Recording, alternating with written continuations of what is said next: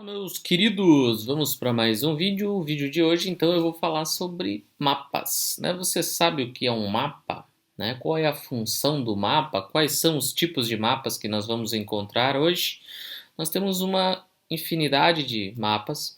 Cada mapa tem a sua função, né? Pode ser um mapa histórico, pode ser um mapa climático, um mapa de solo, um mapa topográfico. São N tipos de mapas, né? E cada um tem a sua funcionalidade. Basicamente, resumindo para um conceito mais técnico, o mapa é uma representação gráfica, né, de um terreno ou de um determinado território, né?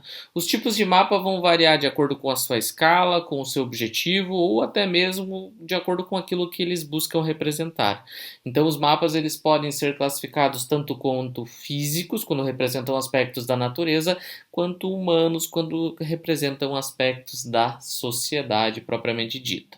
Além dos mapas humanos e mapas de natureza, mapas naturais, mapas físicos, nós temos o que nós chamamos de mapas temáticos também. O que é um mapa temático? Basicamente é uma representação de um determinado território ou de algum determinado evento, né? Então você vai pegar um determinado território em detrimento de algum tema específico. Por exemplo, o mapa de desenvolvimento socioeconômico da violência em uma determinada área ou os fluxos migratórios são representações temáticas. Então elas vão representar um determinado espaço geográfico, um determinado território, porém elas vão ter um tema específico, ou a violência, ou as migrações, ou os conflitos, por exemplo. Mas quais são os principais tipos de mapa, né? O primeiro mapa que eu falo agora para vocês é o mapa físico, que é uma representação de elementos físicos da natureza, né? Ou seja, aspectos naturais que independem da ação humana. Nesse sentido, então, a gente vai ter mapas aí que têm escalas que apresentam maior precisão, né, ou pelo menos tentam trazer a maior precisão possível, né, para que o leitor tenha uma ideia do que ele está vendo naquele mapa, ou seja, para que ele tenha uma boa configuração das informações presentes naquele mapa, onde ele consiga observar esse mapa e identificar, está falando do relevo, está falando da vegetação, esse é um mapa climático. Então as informações elas têm que estar ali nos mapas físicos com a maior clareza possível. Um exemplo de mapa físico é o mapa do relevo do nosso planeta, por exemplo, o relevo das diferentes regiões, né? A gente tem dentro dos mapas físicos alguns exemplos. A gente tem, por exemplo, os mapas geomorfológicos, né, que representam as formações geológicas de um determinado relevo, de um determinado território. A gente tem os mapas hidrográficos, que representam rios, lagos, lagoas, mares, né? A gente tem os mapas climáticos que representam os agentes do clima ou as principais disposições do clima nos determinados territórios do globo, né? Ou, por exemplo, o clima do Brasil, né? Qual região do Brasil apresenta qual tipo de clima. Então, o mapa físico ele pode ser utilizado para representar aspectos de natureza, como, por exemplo, o clima, o relevo, a vegetação, né? Tudo isso é representado dentro de um mapa físico. O segundo mapa que eu falo para vocês aqui é o mapa político. O mapa político ele tem um foco mais específico, que são as fronteiras, né, e os limites entre os diferentes territórios, né? E esses mapas muitas vezes levam em consideração as convenções sociais e políticas estabelecidas. Então dá para dizer que o mapa político pode ser um mapa humano, né? Em geral, as questões naturais aqui elas são secundárias, por isso que a gente vai dizer que o mapa político ele é uma criação humana, então ele é um mapa humano. Um outro aspecto aqui é que os mapas políticos eles apresentam divisões administrativas entre cidades, estados, países e também entre organizações políticas. Então a divisão entre os estados do Brasil, ou a divisão entre os continentes, a divisão entre os países, muitas vezes é representada dentro de um mapa político. O terceiro mapa que eu falo para vocês aqui, o terceiro tipo de mapa, é o mapa demográfico, que é um mapa que estuda a população. Então, basicamente, o mapa demográfico ele é uma representação da população que ocupa um determinado território. Então, nesse tipo de mapa se cria digamos assim, uma variação gráfica com cores ou com formas que possam indicar aonde a população está em um determinado território. Se você pegar o mapa do Brasil, por exemplo, você vai olhar lá a distribuição da população, você vai ver que no litoral brasileira, onde se concentra a maior parte da população, e isso muitas vezes pode ser visto pela variação de cor que o mapa vai apresentar. O quarto mapa que eu falo para vocês aqui, o quarto tipo de mapa, é o mapa histórico. Mapas históricos, basicamente, eles são informativos de um determinado território de acordo com fatos históricos específicos que possam ter influenciado em algum tipo de mudança. Então, eu posso pegar mapas históricos sobre a divisão, por exemplo, territorial do Brasil, o mapa do Tratado de Tordesilhas, o mapa do Tratado de Madrid, ou o mapa ali que representa as divisões dos estados ao longo de determinados períodos aqui dentro da história do nosso país. Então, o mapa histórico ele tenta representar um determinado período histórico.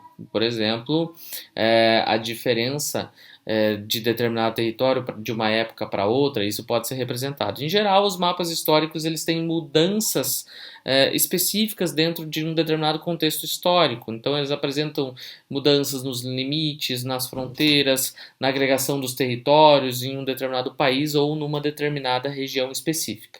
O quinto mapa que vos falo é o mapa econômico. O mapa econômico ele é um exemplo de mapa temático que está fundamentado em questões puramente econômicas. Então ele está ligado à distribuição econômica de determinados territórios, a sistemas produtivos, por exemplo, bem como a ocupação dos trabalhadores e do fluxo de produtos e serviços em determinados territórios. Então, o mapa econômico eu posso pegar o mapa espacial da indústria no nosso país, ou a distribuição dos trabalhadores por região, né?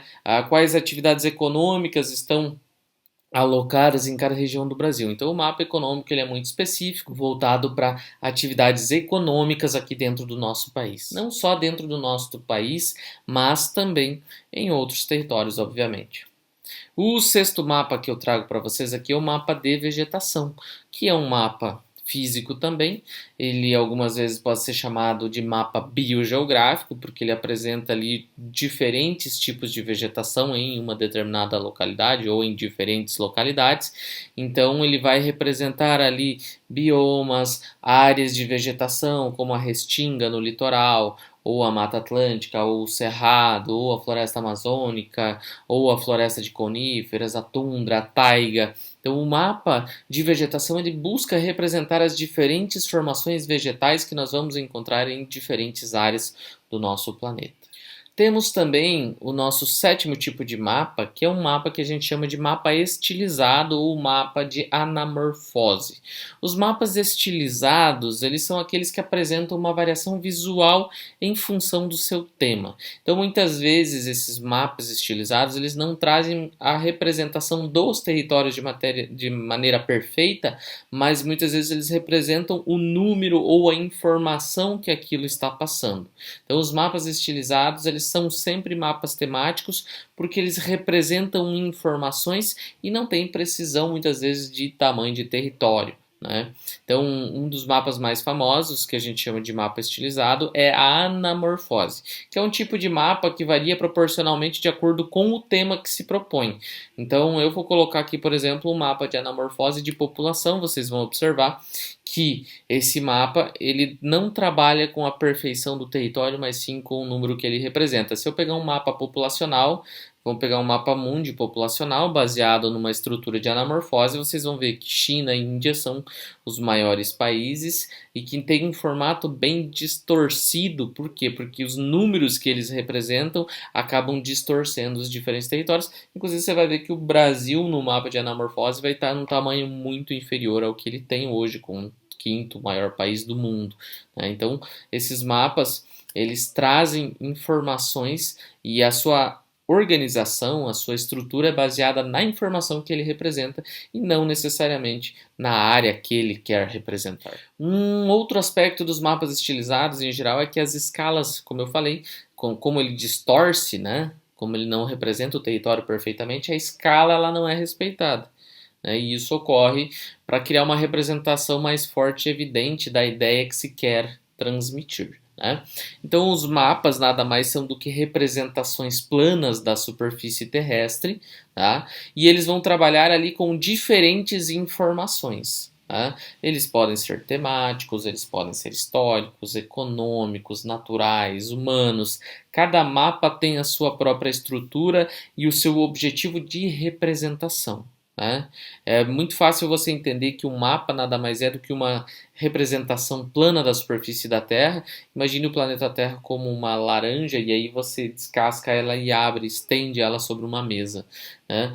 O mapa nada mais é do que uma representação da superfície da Terra, e nenhum mapa, obviamente, é perfeito, ele sempre vai ter distorção. Eu espero que tenha ficado claro. Se tiverem dúvidas, podem colocar nos comentários. Se vocês ainda não estão inscritos, se inscrevam e deixem o seu like. Um abraço.